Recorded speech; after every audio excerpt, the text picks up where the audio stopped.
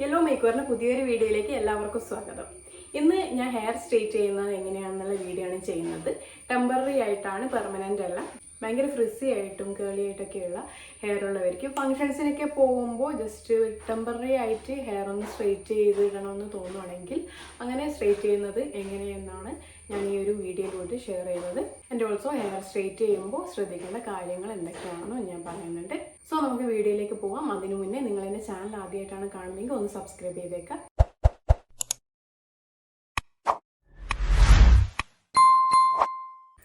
എൻ്റെ ഹെയർ കാണുമ്പോൾ പൊതുവേ ഒരു പക്ക സ്ട്രെയിറ്റ് ഹെയർ ആയിട്ടൊക്കെ തോന്നും. പക്ഷേ ശരിക്കും അങ്ങനെയല്ല. എൻ്റെ ഒരു പക്ക സ്ട്രെയിറ്റ് ഹെയർ അല്ല. ഹെയറിൻ്റെ അറ്റമൊക്കെ നോക്കുകയാണെങ്കിൽ പക്ക സ്ട്രെയിറ്റിലാണ് കിടക്കുക. പിന്നെ ഈ ബാക്ക് സൈഡിലുള്ള ഹെയർ കണ്ടില്ലേ, ഇതുപോലെ മേൽഭാഗത്ത് ഒരു ചെറിയ കേളൊക്കെ വന്നിട്ടുള്ള ഒരു ബെൻഡ്, കേള് പറയുന്നില്ല, ബെൻഡായിട്ട് കിടക്കുന്ന ഹെയർ ആയിരിക്കും. ടിപ്പ് ഓക്കെ സ്ട്രെയിറ്റ് ആയിരിക്കും. അതുപോലെ ഫ്രണ്ടിൽ കാണുന്ന ഹെയറും അത്യാവശ്യം സ്ട്രെയിറ്റിൽ തന്നെയാണ് കിടക്കുന്നത്. പിന്നെ എൻ്റെ പെട്ടെന്ന് എന്താണ് നമ്മൾ കെട്ടി വെച്ചൊക്കെ കഴിഞ്ഞ് കഴിഞ്ഞാൽ അതേപോലെ ബെൻഡായി കിടക്കുന്നതാണ്. കോംബ് ചെയ്ത് കഴിഞ്ഞാൽ വീണ്ടും സ്ട്രെയിറ്റ് ആകും. ആ ഒരു ടൈപ്പ് ഹെയർ ആണ്. എൻ്റെ ഹെയർ കുറച്ചൊരു സ്ട്രെയിറ്റ് ഹെയർ ആയതുകൊണ്ട് തന്നെ ഒരു ട്രാൻസ്ഫോർമേഷനൊന്നും ഞാൻ സ്ട്രെയിറ്റ് ചെയ്ത് കഴിഞ്ഞാൽ നിങ്ങൾ പ്രതീക്ഷിക്കേണ്ട. എന്നാലും നിങ്ങൾക്ക് സ്ട്രെയിറ്റ് ചെയ്യുന്നത് എങ്ങനെയാണ്, അപ്പോൾ സ്ട്രെയിറ്റ് ചെയ്യുമ്പോൾ ശ്രദ്ധിക്കേണ്ട കാര്യങ്ങൾ എന്തൊക്കെയാണെന്ന് മനസ്സിലാക്കാൻ വേണ്ടി മാത്രമാണ് ഞാൻ എൻ്റെ ഹെയർ സ്ട്രെയിറ്റ് ചെയ്ത് ഒരു വീഡിയോ ചെയ്യുന്നത്. അപ്പോൾ നമുക്ക് സ്റ്റാർട്ട് ചെയ്യാം. ആദ്യം തന്നെ ഒരു കോംബ് എടുത്ത് നമ്മുടെ ഹെയർ രണ്ട് പാർട്ടീഷനാക്കി മാറ്റുക. സെൻറ്ററിൽ കൂടെ ഒരു പൗപ്പ് എടുത്തിട്ട് രണ്ട് സൈഡിലേക്കും ഹെയർ മാറ്റിയെടുക്കുക. അതിനുശേഷം നമ്മൾ ടാങ്കിൾസ് കംപ്ലീറ്റ് ആയിട്ട് കളയുക.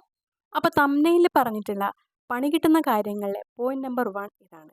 നമ്മൾ ഹെയർ സ്ട്രെയിറ്റ് ചെയ്യുമ്പോൾ എപ്പോഴും കംപ്ലീറ്റ് ആയിട്ട് ടാങ്കിൾ ഫ്രീ ആക്കിയിട്ട് വേണം ചെയ്യാൻ. അല്ലാന്നുണ്ടെങ്കിൽ നിങ്ങളെ ഹെയർ ടാങ്കിൾസ് ഒരിക്കലും ഫ്രീ ആക്കാൻ കഴിയില്ല. ആ ഒരു പോർഷൻ നമ്മൾ കട്ട് ചെയ്ത് കളയേണ്ടി വരും. അതല്ലാന്നുണ്ടെങ്കിൽ പൊട്ടിപ്പോവുകയും ചെയ്യും.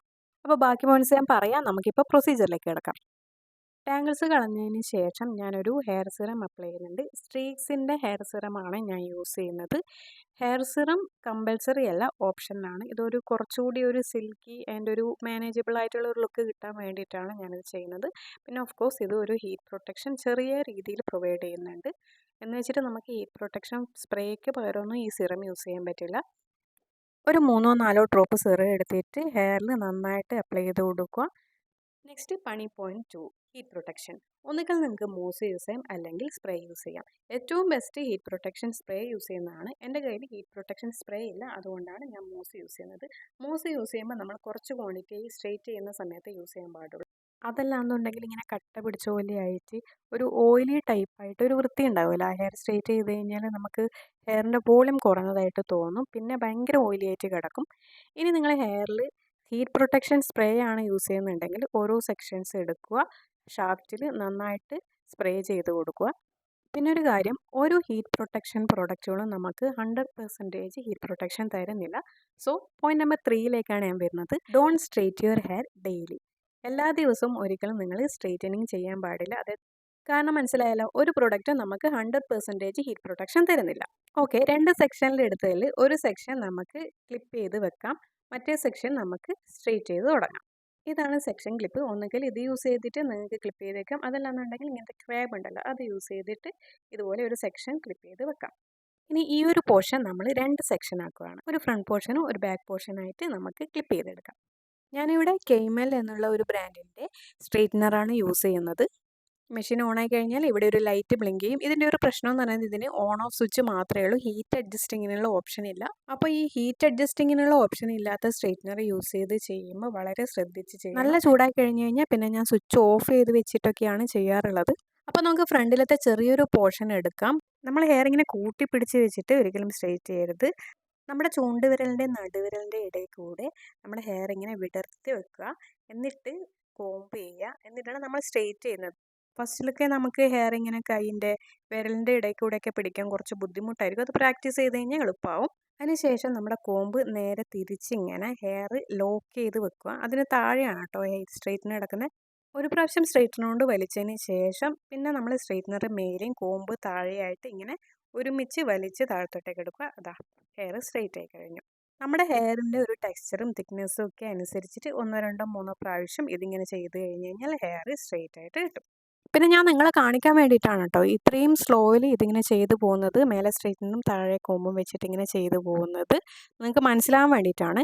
സ്ട്രൈറ്റ്നർ ടിപ്പിലോട്ട് എത്തുമ്പോഴത്തേക്ക് കോമ്പെടുത്ത് മേലെ വെക്കുക. എന്നിട്ട് സ്ട്രൈറ്റ്നറോട് ബാക്കി ഭാഗം സ്ട്രൈറ്റ് ചെയ്യുക. എന്നിട്ട് നേരെ മേലെ പോയിട്ട് ബാക്കി ചെയ്യുക.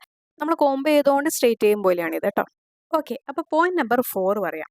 നമ്മൾ സ്ട്രെയിറ്റ് ചെയ്യുമ്പോൾ കേളി ഹെയർ ഒക്കെ ഉള്ളവരാണെങ്കിൽ ഒരു 3, 4, 5 പ്രാവശ്യം ഇങ്ങനെ ചെയ്ത് കഴിഞ്ഞാൽ സ്ട്രെയിറ്റ് ആയിട്ട് കിട്ടുള്ളൂ.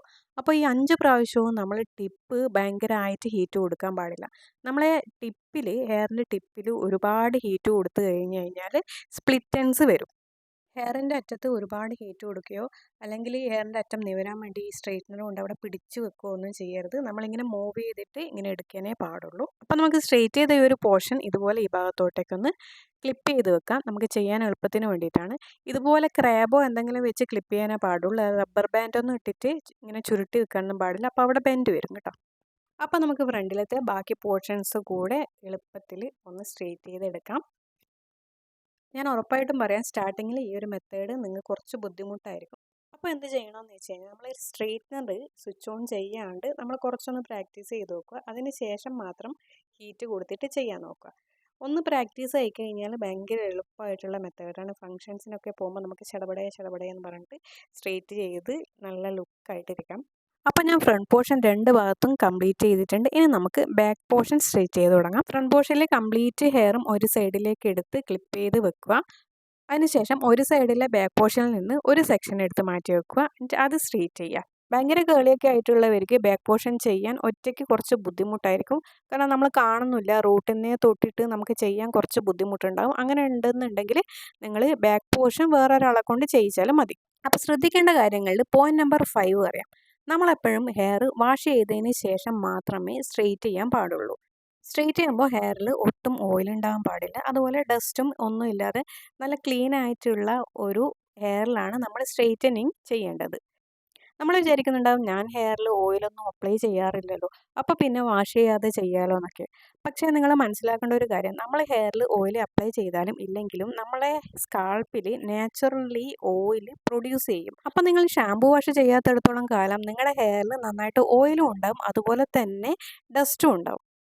ഓക്കെ, അപ്പോൾ പോയിന്റ് നമ്പർ 6, നമ്മളെ ഹെയർ കംപ്ലീറ്റ് ആയിട്ട് ഡ്രൈ ആയതിനു ശേഷം മാത്രമേ നമ്മൾ സ്ട്രെയിറ്റ് ചെയ്യാൻ പാടുള്ളൂ. ചെറിയൊരു നനമുള്ള ഹെയറിൽ പോലും നമ്മൾ സ്ട്രെയിറ്റ്നർ യൂസ് ചെയ്യാൻ പാടില്ല. 100% ഡ്രൈ ആയിരിക്കണം. ഓക്കെ, അപ്പോൾ ഇത്രയും കാര്യങ്ങളാണ് നമ്മൾ ഹെയർ സ്ട്രെയിറ്റ് ചെയ്യുമ്പോൾ ശ്രദ്ധിക്കേണ്ടത്. അത് പറഞ്ഞു കഴിയുമ്പോഴേക്കും എൻ്റെ ഹെയർ സ്ട്രെയിറ്റനിങ്ങും കംപ്ലീറ്റ് ആയിട്ടുണ്ട്. ലാസ്റ്റ് നമുക്ക് റാൻഡം ആയിട്ട് ഓരോ സെക്ഷൻസ് എടുത്തിട്ട് ജസ്റ്റ് ഒന്ന് സ്ട്രെയിറ്റ് ചെയ്ത് കൊടുക്കുക. അത് നമ്മൾ ക്ലിപ്പ് ചെയ്തൊക്കെ വെച്ചല്ലോ, അപ്പോൾ ബെൻഡൊക്കെ വന്നിട്ടുണ്ടാവും. അതിന് വേണ്ടിയിട്ടാണ് നമ്മൾ ലാസ്റ്റ് ചെറുതായിട്ട് ഒന്ന് സ്ട്രെയിറ്റ് ചെയ്ത് കൊടുക്കുന്നത്. അപ്പോൾ നമ്മളെ പരിപാടി കഴിഞ്ഞിട്ടുണ്ട്. ഇനി നമുക്ക് കുറച്ച് ഹെയർ സിറം കൂടെ അപ്ലൈ ചെയ്യാം.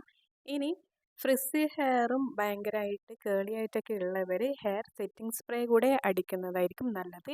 എൻ്റേത് കുറച്ച് ടൈം ലാസ്റ്റ് ചെയ്യുന്നതാണ്, അതുകൊണ്ട് ഞാൻ സെറ്റിംഗ് സ്പ്രേ അടിക്കുന്നില്ല. ഫ്രിസി ഹെയറും കേളി ഹെയറൊക്കെ ഉള്ളവർ സെറ്റിംഗ് സ്പ്രേ അടിച്ച് കഴിഞ്ഞാൽ കുറച്ചുകൂടെ ടൈം ലാസ്റ്റ് ചെയ്യും.